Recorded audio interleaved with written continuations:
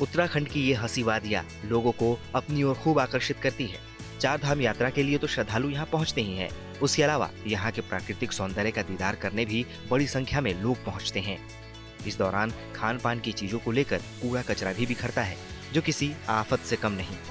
लेकिन जोशीमठ नगर पालिका ने इस प्लास्टिक के कूड़े कचरे को आय का साधन बना लिया है।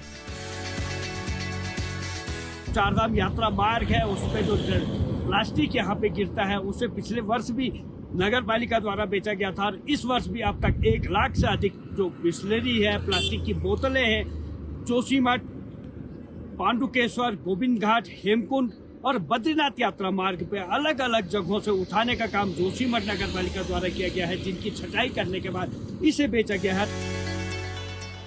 प्लास्टिक कचरे को एकत्रित करने के लिए नगर समेत चार धाम यात्रा मार्ग पर 22 मजदूर लगाए गए हैं। कचरे को एकत्रित कर कॉम्पैक्टर मशीन से ब्लॉक बनाकर उसका बेहतर इस्तेमाल किया जा रहा है। हाल के दिनों में जोशीमठ नगर पालिका प्रशासन ने 3 टन से ज्यादा प्लास्टिक का कचरा एकत्रित किया है, जिसमें 2.5 लाख से ज्यादा कोल्ड ड्रिंक्स और पानी की बोतलें शामिल हैं, जिन्हें रिसाइकल कर नगर पालिका ने महज 1 महीने में 1 करोड़ 2 लाख की कमाई कर ली है। कई समय से सबके प्रयास रहे हैं। हमारे जो नगर पालिका के जो अधिकारी और कर्मचारी वहाँ पे हैं, उनके जो मेहनत का ये फल रहा है। वहाँ पे वास्तव में जो हमारे पास कूड़े का निस्तारण और उससे उसकी जो हम बिक्री से आमदनी करते हैं, वो एक कीर्तिमान को स्थापित कर रहा है। अभी के समय पे जोशीमठ जो नगर पालिका है वो केवल अपने क्षेत्र में नहीं बल्कि पांडुकेश्वर में भी जाकर के जो पर्यावरण मित्र उसके वहाँ पे काम कर रहे हैं और उसका एक बहुत पॉजिटिव रिजल्ट आया है।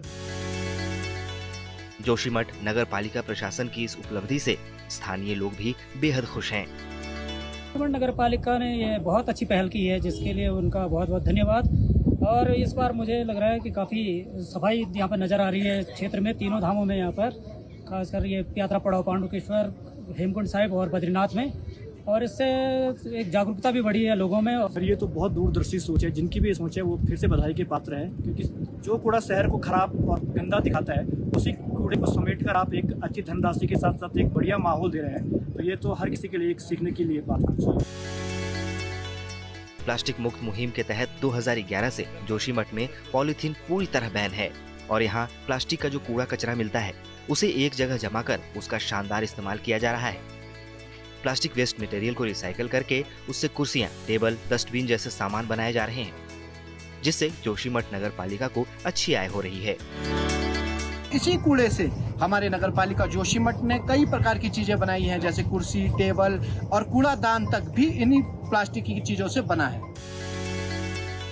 एक पंथ दो काज, जोशीमठ नगर पालिका ने शायद इसे आत्मसात कर लिया है, जिसका नतीजा ये है कि सफाई के साथ साथ अच्छी कमाई भी हो रही है।